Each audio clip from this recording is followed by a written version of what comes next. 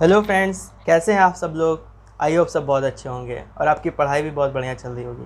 तो चलिए आज हम लोग बात करने वाले हैं फाइनेंस जो कि आपका DSBM के सब्जेक्ट से लिया गया है। तो ये हमारा जो क्वेश्चन है फाइनल एग्ज़ाम में लॉन्ग क्वेश्चन में आता है फाइनेंस और इसके सोर्स और इसका क्लासिफिकेशन। तो आज हम लोग सारी चीज़ें कवर करेंगे फाइनेंस में। तो चलिए टाइम वेस्ट नहीं करते हैं, स्टार्ट करते हैं हमारा आज का टॉपिक फाइनेंस। चलिए फ्रेंड्स, तो स्टार्ट करते हैं हम लोग आज का अपना टॉपिक फाइनेंस, जो कि फार्मेसी में भी क्वेश्चन बहुत बार पूछा गया है। तो ये डिप्लोमा में DSBM के सब्जेक्ट में फाइनेंस पूछा जाता है। तो फाइनेंस की बात करें तो इसमें हमें क्या क्या चीज़ें कवर करके चलनी है, वो सारी चीज़ें हम लोग देखेंगे। तो चलिए स्टार्ट करते हैं। तो फाइनेंस में सबसे पहले इसकी डेफिनेशन देखिए क्या होता है फाइनेंस। तो ध्यान से देखिएगा definition. It is defined as the management of money and include activities such as investing, borrowing, lending, budgeting, saving and forecasting। तो इसकी जो डेफिनेशन है ये हिंदी में देख लीजिए। It is defined as the management of money. ये एक प्रोसेस है किस चीज़ के लिए, मैनेजमेंट ऑफ मनी। जो पैसे, जो मुद्रण है, जो रुपए हैं, उनको मैनेज करना है। उनको किस तरह से मैनेज करना है, देखिए उसमें कौन कौन सी एक्टिविटी इंक्लूड है। तो उसमें देखिए सच एस इन्वेस्टिंग, मतलब कि अपनी पूंजी को कहीं पे इन्वेस्ट करना, कहीं पर लगाना। बोरोविंग माने उधार देना। लैंडिंग माने उधार लेना। बजटिंग, अपने जो ऑर्गेनाइजेशन है उसका बजट बनाना। सेविंग, उन पैसों को बचाना, सेव करना। और फोरकास्टिंग, और ये सारी चीज़ों को इन्वेस्ट करना। तो फाइनेंस में सबसे पहले इसकी डेफिनेशन लिखेंगे।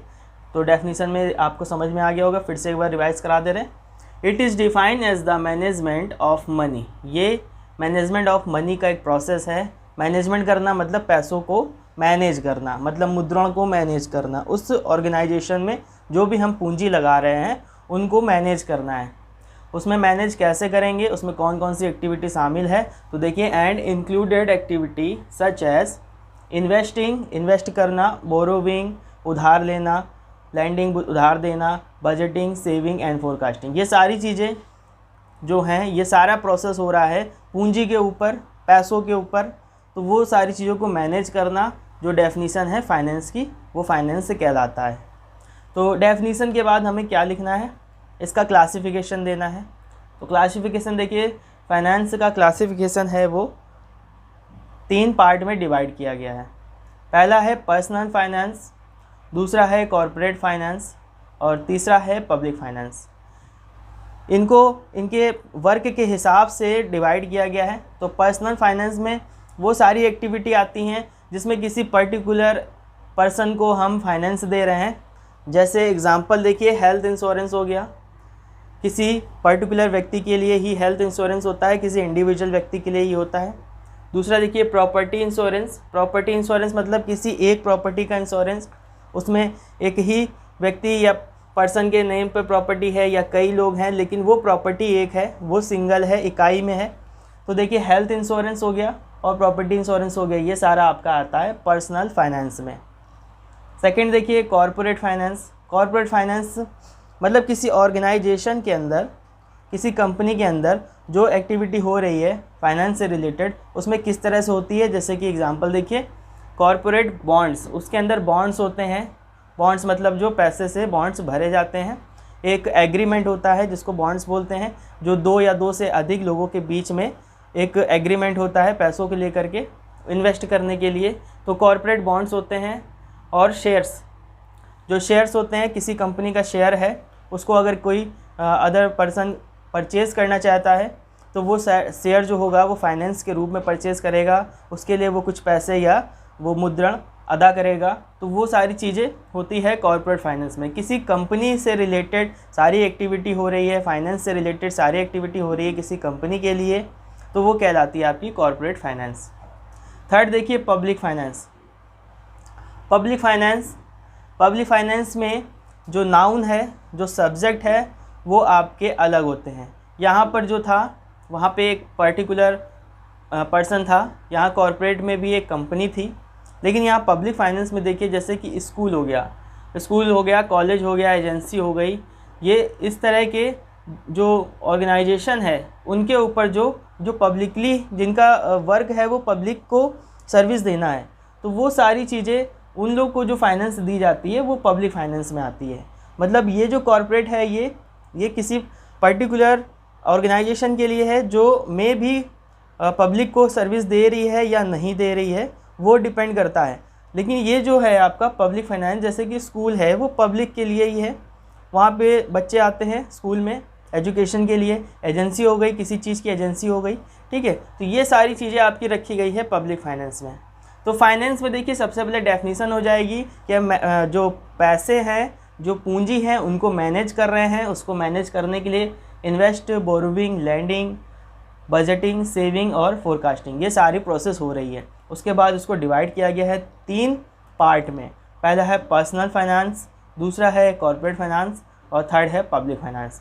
पर्सनल फाइनेंस में आपको लिखना है कि जो पर्टिकुलर पर्सन के लिए फाइनेंस दिया जा रहा है, जैसे कि हेल्थ इंश्योरेंस और प्रॉपर्टी इंश्योरेंस।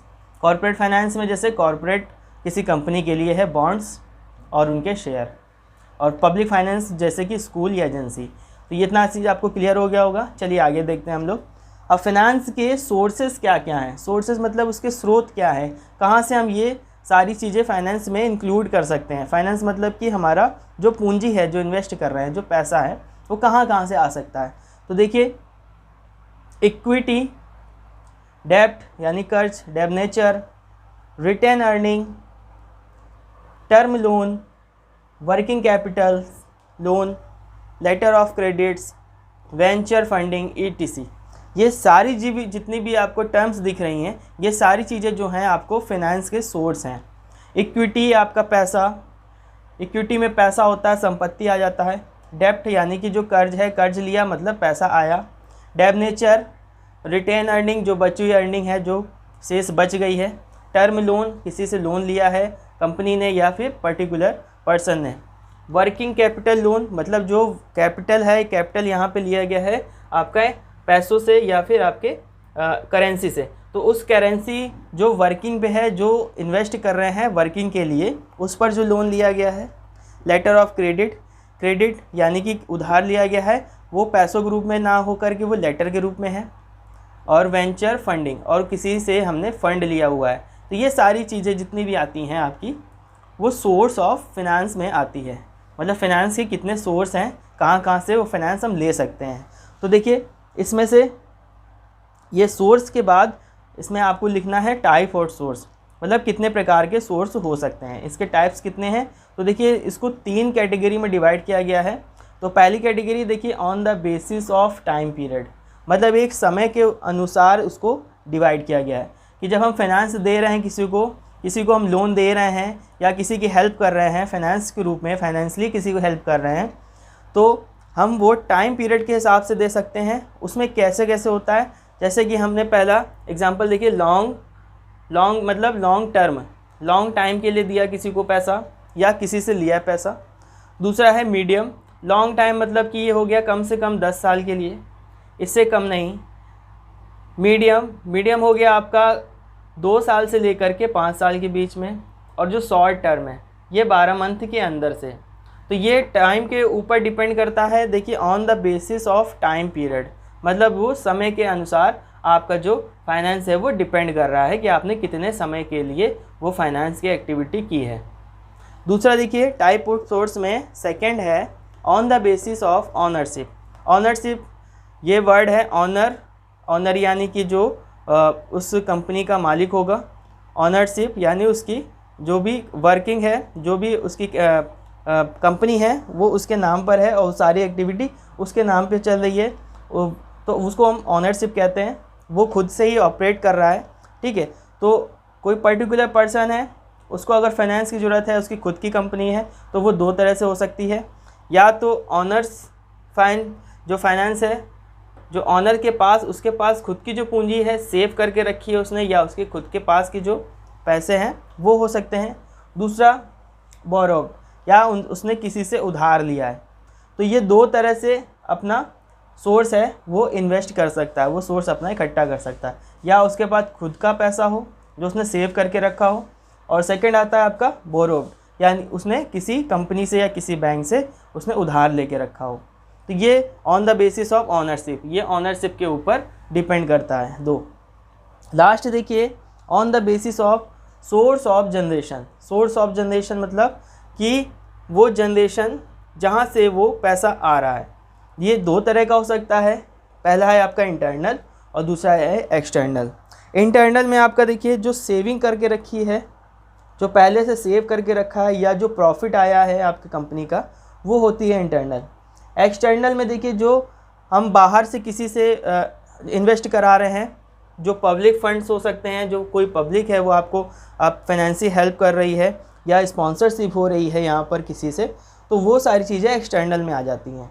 तो ये इंटरनल और एक्सटर्नल ये सोर्स ऑफ जनरेशन के ऊपर है कि वो जनरेट कहाँ से हो रहा है, वो पैसा कहाँ से आ रहा है। ठीक है, इसमें थर्ड पार्टी इन्वॉल्व है, इसमें थर्ड पार्टी इन्वॉल्व नहीं है, इतना डिफरेंस है दोनों में, ये ध्यान में रखिएगा। तो ये हो गया आपका टाइप ऑफ सोर्स। तो ये फाइनेंस में डेफिनीशन के साथ क्लासिफिकेशन, फिर उसका सोर्स और टाइप ऑफ सोर्स, ये सारी चीज़ें आपको कवर करके चलनी है। ये मैंने शॉर्ट में बताया है, आप इसमें 2-2 लाइन अपनी तरफ से ऐड कर सकते हैं, इनको डिफ़ाइन कर सकते हैं, जैसे लॉन्ग, मीडियम, शॉर्ट, इनको आप डिफ़ाइन कर सकते हैं। तो ये था हमारा फाइनेंस। तो फ्रेंड्स, ये था हमारा आज का टॉपिक फाइनेंस, जो कि DSBM सब्जेक्ट में फाइनेंस पूछा जाता है एग्ज़ाम में। तो फाइनेंस में क्या क्या चीज़ कवर करके चल रही हैं, आपको सारी चीज़ें क्लियर हो गई होंगी। इसमें हमने शॉर्ट में आपको बता दिया है। आप इसमें 2-2 लाइन टाइम के हिसाब से, अगर आपके पास टाइम है तो 2-2 लाइन आप इसमें एग्जाम्पल को अच्छे से डिस्क्राइब करके लिख सकते हैं, उनको डिटेल में लिख सकते हैं। तो ये था हमारा आज का टॉपिक फाइनेंस। आई होप आप लोग को ईजिली समझ में आ गया होगा। नए वीडियो में नए टॉपिक के साथ फिर से मिलेंगे, तब तक के लिए नमस्कार।